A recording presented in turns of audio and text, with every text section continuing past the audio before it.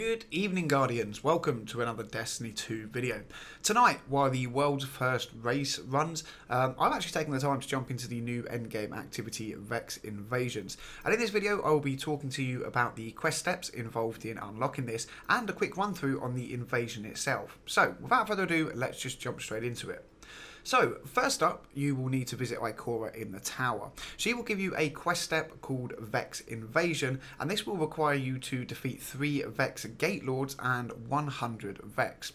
The reward for this is some Vex Mine components and a tier 1 powerful reward. Now, to complete this step, simply head out onto the moon, head out into the public areas, and look for one of the Vex Invasions.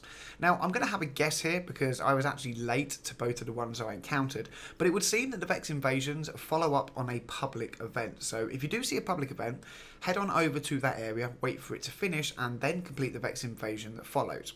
Now, like I said, this is a best guess, so please feel free to correct me in the comment section if you know any different, but from what I experienced, this seems to make the most sense.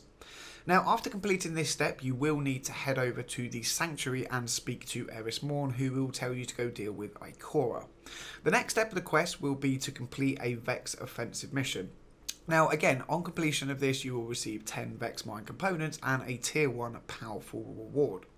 So at this stage, you will now be able to launch the Vex Offensive from the Moon Directory and proceed to run through the activity. Now, the activity itself is a wave-based mode that requires you to kill Vex, defeat champions, and a few other mechanics along the way. Overall, it isn't too difficult, to be honest. I went into this solo and used the matchmaking feature, and we did it first time, so yeah, I was actually pretty happy with that. Now, there are a few mechanics that you may want to be aware of before you jump in, so let's quickly cover those now. First up, in each area you will get to a point where some oracles spawn randomly around the area you are in, and these will need to be defeated. These are of course on a timer. To do this, simply take down the Vex Gate Lord Technicians. They look like Vex Minotaurs, but they are obviously mages, and they will drop a Void Cranium that you can then pick up. Use these to do damage and destroy the oracles, and thus complete the area, allowing you to move on. Now, when you complete an area, you will get a chest that drops some glimmer, some loot, and these do have a chance to drop powerful gear, so make sure you collect them. Now, after the first area, you do simply rinse and repeat this in the following areas until finally making your way to the boss room. When here, you will be tasked with destroying Crothion, the Gatekeeper. Now, this guy is fairly tanky at the moment, but I do imagine as we power up, he will become, an easy one phase. But for now, expect to do in 2 or 3 phases.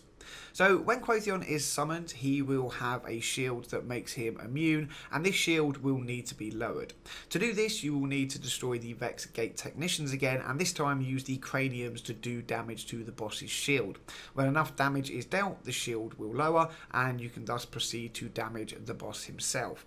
Now, upon completion, a chest will spawn and drop some more Vex Mine components, and of course some more powerful gear, so make sure you pick these up. After finishing your first run, you will need to head over to the tower once more and speak to Ikora, where you will receive yet another powerful reward and more Vex Mine components. And yeah, that's basically it, Guardians. You now have the Vex Invasion fully unlocked, and you can begin to farm. Now then, a few bits of extra information before we finish up in the video. Ikora will sell Vex Offensive bounties and Vex Offensive weapon frames, so make sure to pick these up and make the most of completing them. I managed to bag a few weapons from my first run, a few bits of armor as well that I will pull up on screen in the background.